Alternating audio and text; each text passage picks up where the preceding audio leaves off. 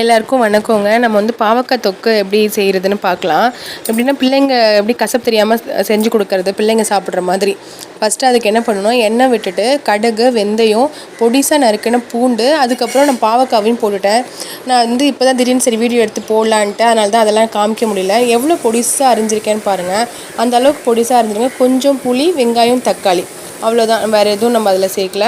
பார்த்திங்கன்னா நல்லா வதக்கிட்டு அந்த எண்ணெயிலே நல்லா வதங்கிடும் பாருங்கள். அதுக்கப்புறம் வெங்காயம் சேர்த்து, வெங்காயம் நல்லா வதங்கினதுக்கப்புறம் தக்காளியும் போட்டுக்கோங்க. நான் தக்காளி கொஞ்சம் ஜாஸ்தி தான் சேர்த்துருக்கேன். அப்போ தான் அந்த கசப்பு வந்து பிள்ளைங்களுக்கு தெரியாது.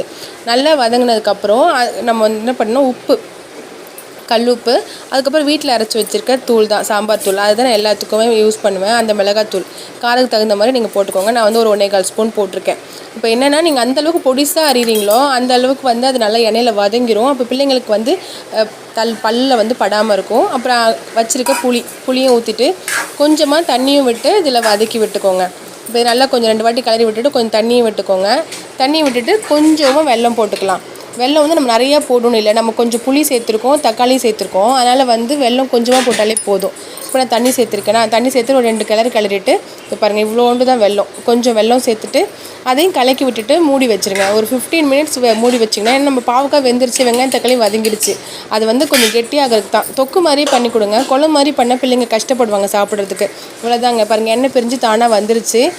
பிள்ளைங்க ஈஸியாக சாப்பிடுவாங்க. இப்போ எங்கள் வீட்டில் காலியாக ஆகிடுச்சு. கண்டிப்பாக ட்ரை பண்ணி பாருங்கள். தேங்க்யூ.